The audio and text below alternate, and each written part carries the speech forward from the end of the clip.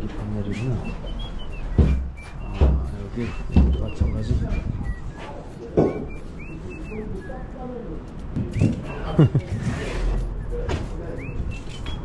아, 이게 입구 확장방입니다. 덧대기를 시공을 해놨고, 또 이렇게 보시면 이 기존 창하고 같은 사이즈로 덧대기를 하지 않고 하부 절반 정도를 턱을 만들어서 샤시를 안치는 모습인데, 아 진짜 엉터리입니다. 여기 이 아래쪽으로 이렇게 기존 샤시 그대로 무시하고 안쪽으로 이렇게 하프창으로 걸어놓은 모습입니다. 덧대기에서도 안되지만, 덧대기를 해서 확장할 수 없는 상황이라면 요 창틀하고 같은 사이즈로 해야 되는데, 네, 이렇게 엉터리로 해놨습니다.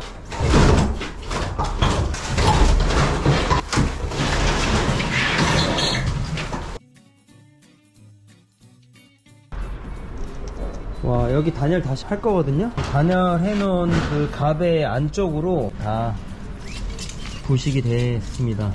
오래 전부터 물이 유입이 됐던 흔적들, 골조가 벌써 4개 다 쓸어 있죠. 하부는 전 주인이 설비를 정상적으로 하지 않고 전기 판넬을 깔아서 사용했던 모양이에요. 오랜 시간 결로로 인한 이런 곰팡이 흔적들을 볼 수가 있고요. 확장 공사를 좀 부실하게 했던 그런 잔해물들이라고 해야 될까, 완전하게 골조를 노출해서 이렇게 오늘 뭐 요 입구방은 시공도 시공이지만 시공에 앞서 단속 작업이 중요할 것 같습니다. 이것도 걷어내야 되겠네. 여기 요 세대도 확장한 개소가 2개소나 있습니다. 입구 방 그리고 또 거실도 이렇게 이중창으로 확장을 해 놨습니다.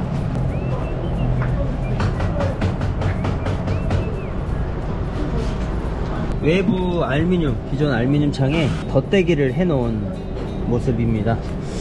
덧대기를 해 놓은 것 자체도 문제지만 내측 실측도 지금 잘못돼 가지고 외측 창호와 덧대기 한 내측 창호가 또 사이즈도 안 맞아요. 물론 덧대기 해서도 안 되지만 시공 자체도 좀 문제가 있는 것 같습니다.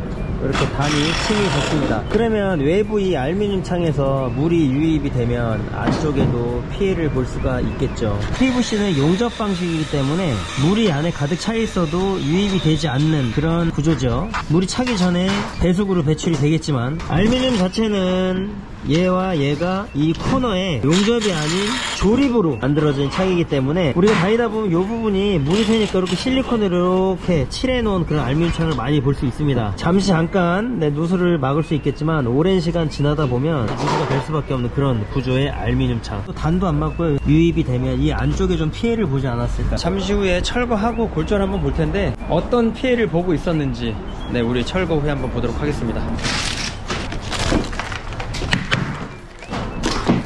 보라이더 하나만으로 들썩들썩 움직입니다. 이 큰 유리가 오래 버티고 있었을 텐데 이렇게 도라이버 하나로 아무것도 고정한 방치가 없습니다. 처지지 말아야 되니까 이렇게 중간에 2개 투바이를 받쳐놨고, 이 끝에도 마찬가지 텅텅 비어있는 모습입니다. 비어있어서 뭐 냉난방에 뭐 문제가 있었다 뭐 이런 것보다도 이 안쪽 창호 2개가 어마어마하게 무거운데 투바이라는 목재로 중간에 한번 이렇게 지지를 해놓은 모습입니다. 말씀드린 것처럼 코너 부위에 별로 곰팡이의 흔적들, 여기 보시면 이렇게 조립입니다. 조립. 누수가 됐던, 부식이 됐던 그런 흔적들 볼 수 있습니다. 빈관에서 계속적으로 누수가 되고 건조가 되고 이런 걸 계속 반복을 했을 거라고 생각을 해요. 이런 공간에서 이게 외벽을 보면 알 수 있어요. 이렇게 시커멓게 결로가 생겼던 흔적을 볼 수 있습니다.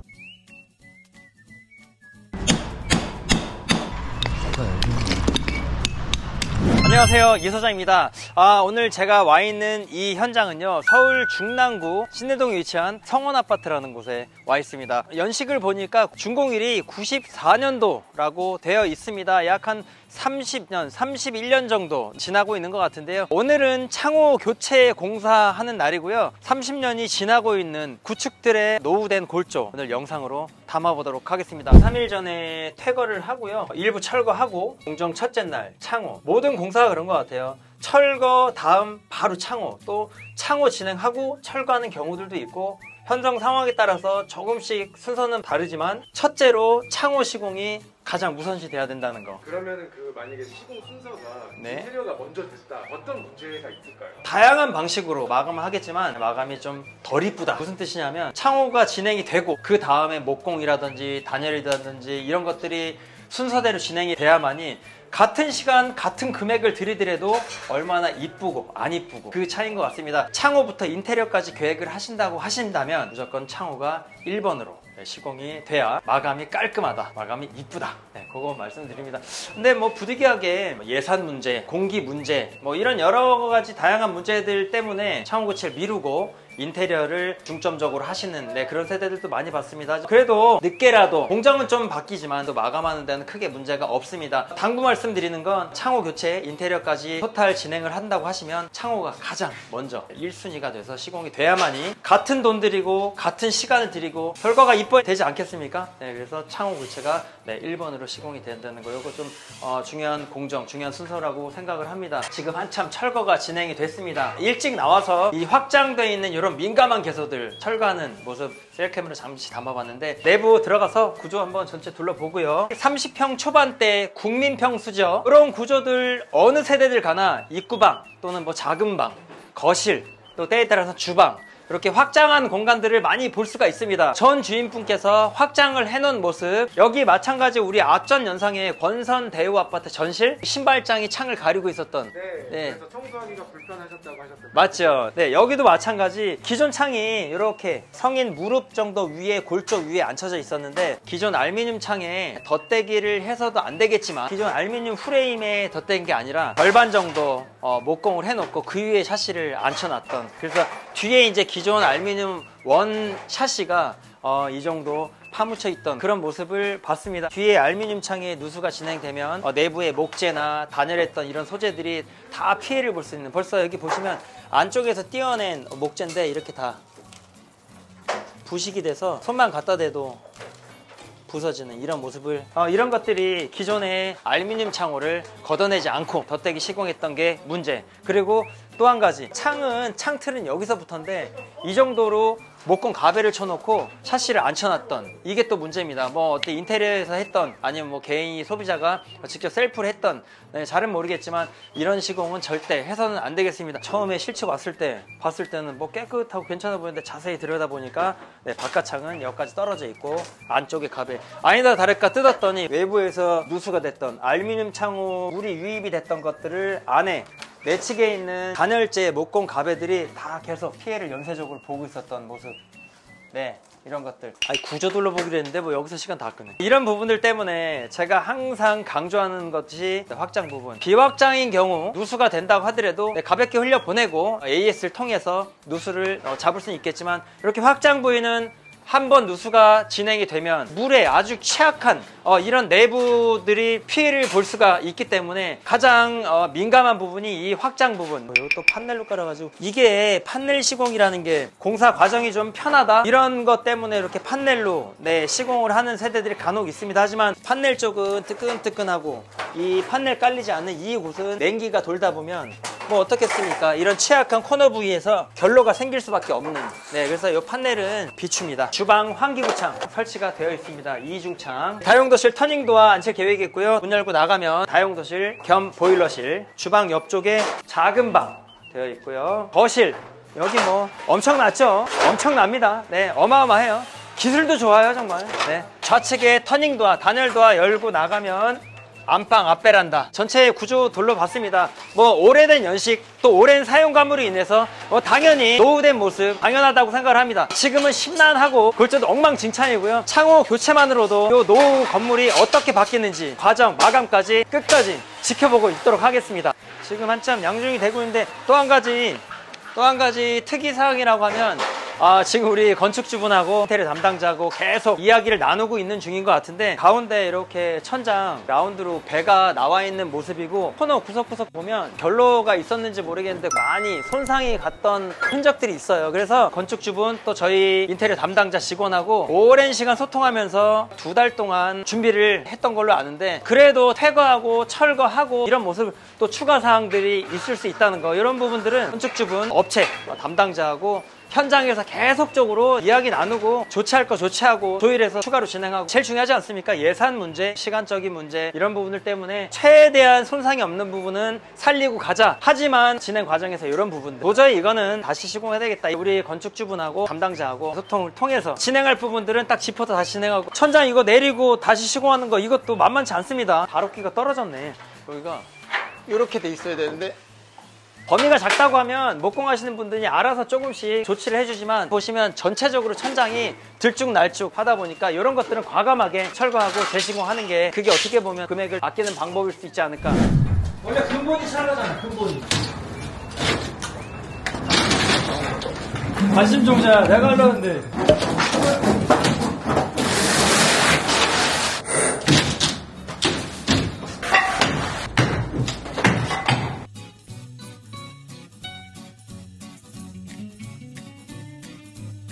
천장 깔끔하게 철거해 놓은 모습입니다. 이런 구축들은 창호 안치기 전 단속 작업도 정말 중요하다는 거 제가 늘상 강조를 드립니다. 그냥 막 빠루로 제끼고 찍고 막 하면 되는 거라고 생각을 하지만, 이런 구축들은 철거 굉장히 민감하죠. 그런 부분들이 조금 허투루 하다 보면 마감도 지저분해지고, 저런 고인목 넣는 이런 제 위치들도 단속을 잘 해야 오랜 시간 또 무거운 창호 유리들을 지탱을 해야 되기 때문에 단속 작업 굉장히 중요하다는 거. 그리고 철거와 동반되는 네. 주변 정리도 항상 네. 깔끔하게 유지를 잘하는 거예요. 맞아요. 뭐 하나를 보면 뭘 안다고, 이게 주변 정리 잘하고 작업 공간 확보가 정말 중요하거든요. 지저분하고 막 여기 주변 정리 안 돼 있고 이러면 그만큼 작업도 깔끔해질 리가 없겠죠. 팀장부터 막내까지 다 맡은 그런 일들이 있지만, 어느 거 하나 허투루 할 게 단 한 가지도 없다. 깨끗한 분위기 속에서 작업을 해야 이 마감도 깨끗하게 나온다는 거. 팀장님 맞죠?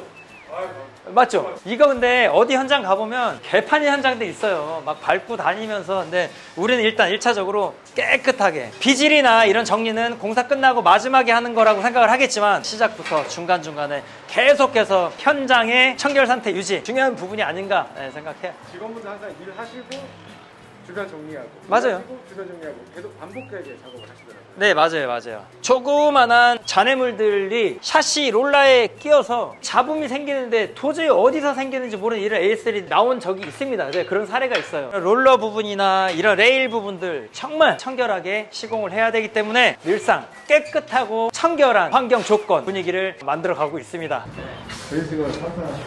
이거 창호 시공하는 사람들이 철거 해주겠어요? 그러니까 직원들이 고생이 많은 거예요, 우리가. 이거 샤시하는 사람들이 철거 누가 해줘? 철거팀 부르라 그러지. 네, 그 뚜딱뚜딱 하잖아. 다 돈인데. 물론 돈은 받겠지만. 물론 살기물 값은 받겠지만. 야, 누가 끼웠다고 누가 이렇게 빠진다고? 와. 요거는 철거 잘한 것 같습니다. 해보고 영 못 잡는 부분들은 또 다시 부분 또 철거해서 그렇게 우리 목공 반장이 작업할 거고. 한 5, 60 정도 되나? 근데 고가 이렇게 높아요. 와, 이 차이가 크구나. 예산 뭐 여유 있고 시간 여유 있고 하면 뭐 다 뜯고 하는 것도 깔끔할 것 같습니다. 천장만 뜯었는데 속이 다 시원하네. 그런 부분들을 보수 좀 하고, 예, 거실 공간, 방보다 가족들이 오랜 시간 머물 수 있는 공동 공간, 이 부분만 깨끗이 해놔도 뭐 전체적으로 깔끔한 그런 느낌이 있지 않을까 생각을 합니다. 아주 시원합니다. 근데 골조 자체가 여기 구축 뭐 다 마찬가지겠지만 아주 골조가 10cm 겨우 나올 정도로 굉장히 얇은 그런 골조를 봤을 텐데, 외부 냉기가 유입되는 거를 조금이라도 차단하기 위해서 아이소핑크 보드 이용해서 완전히 밀착해서 붙여놨습니다. 15cm 정도 간격으로 안으로 지금 들어와 있는 모습인데, 아직 창 끼기 이전에 우리가 일부 부분 단열을 했고요. 잠시 후에 고임제를 이용을 해서 굉장히 무거운 창짝 유리들을 오랜 시간 건물 없어질 때까지 1mm도 주저앉힘 없이 짱짱하게 하부를 고을 예정에 있습니다. 사춤이 이 창호 유리를 오래 지탱하는 게 아니에요. 듬성듬성 놓잖아요. 지금 창호 유리가 힘을 가장 많이 오래 받는 포인트 지점이 있습니다. 그 지점을 정확히 고이는 게 이게 중요한 포인트지, 사춤이 이 창호 유리를 지탱하는 게 아니에요. 여러분, 그거는 오해입니다. 앞으로 뭐 20년 아니라 이 건물 없어질 때까지 사용하는데 충분히 견디고 지탱할 수 있게끔만 지지해주면 된다는 거. 네, 이게 포인트입니다. 그리고 거듭 말씀드리지만 필요하다고 판단을 하면 사춤을 넣습니다. 네, 하지만 사춤이 근본적으로 이 무거운 창호 유리를 지지하는 건 아니다.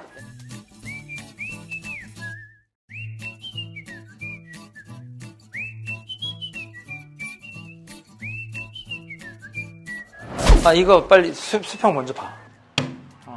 가운데 놓고 한번 봐봐. 틀 설치하고 창문만 껴놨습니다. 아무것도 고정을 해놓지 않고 창문만 껴놨는데도 무리 없이 처짐 없이 창을 낄 수가 있습니다. 굉장히 촘촘히 우리가 고인목을 받쳐놨는데 가장 중요한 부분 바로 요 위치, 또 바로 요 위치, 요쪽 창틀 바로 요 위치, 무거운 유리 창짝이 오랜 시간 누르고 있는 그 포인트 지점이 있습니다.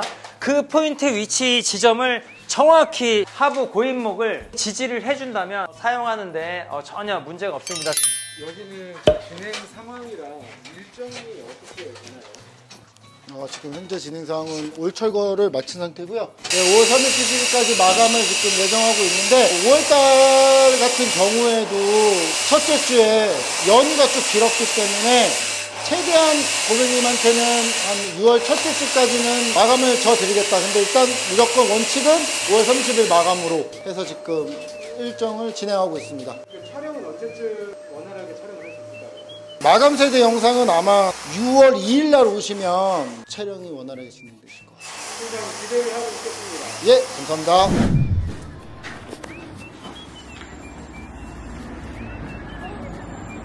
천장 요거 뜯었는데도 1톤 차로 한 차예요.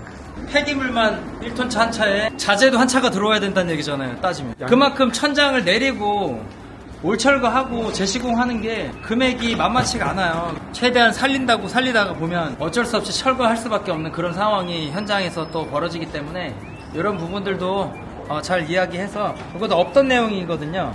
없던 내용인데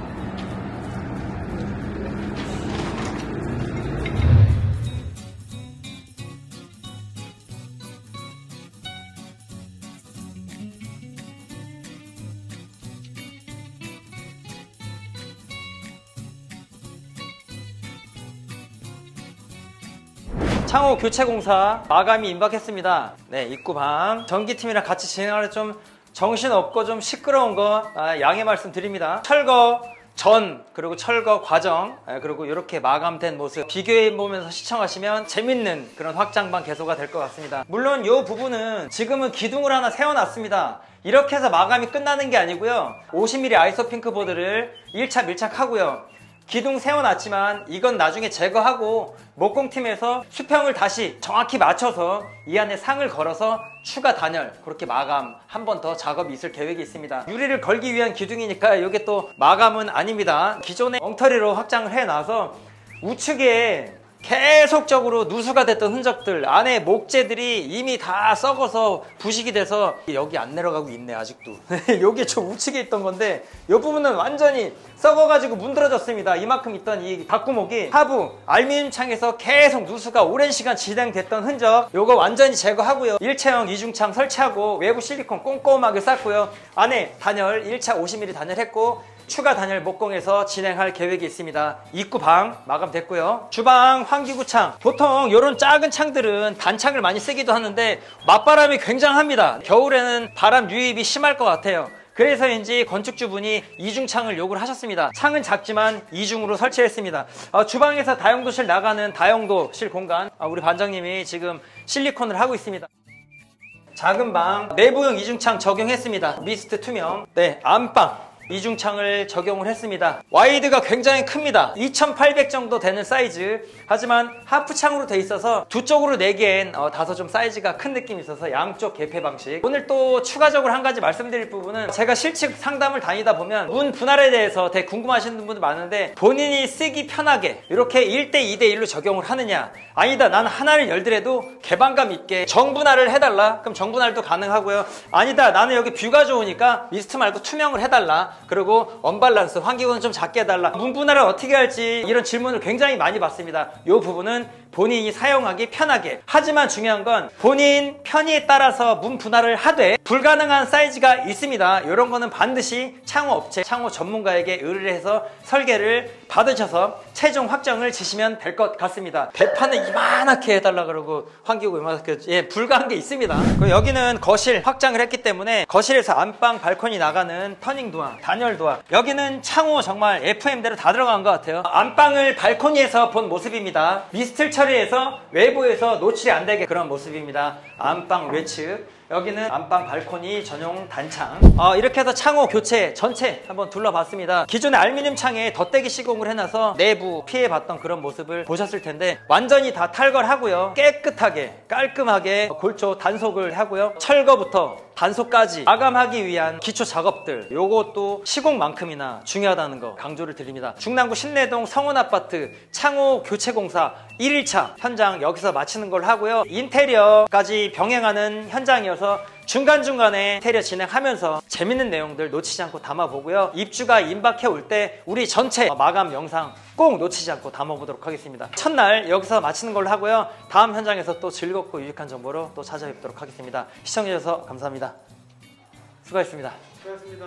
수고하셨습니다. 예, 선생님 저기 입구방에 네. 저걸 왜 저런 식으로 시공을 했었을까요? 근데 어딜 가나 저런 방식의 시공되어 있는 현장 굉장히 많이 봤잖아요. 네. 이런 형식의 구축 아파트 인테리어 해놓은 현장들 의외로 굉장히 많이 봤는데요. 돈 주고 인테리어 턴키 업체에 마치 셀프 인테리어 해놓은 것처럼 그런 모습이라고 할까요? 전문가가 비전문가를 흉내내서 시공한 듯한 그런 모습인 것 같습니다. 일반인인 제가 봐도 상당히 어설픈 게 네. 딱 봐도 잘못된 시공 같은데 네. 그런 세대가 의외로 많은 것 같습니다. 의외로 많아요. 그러니까 전문가라고 하는 인테리어 업체에서도 마치 셀프 인테리어를 해놓은 것처럼 이것도 기술 아닐까 싶습니다. 수고하셨습니다. 수고하셨습니다.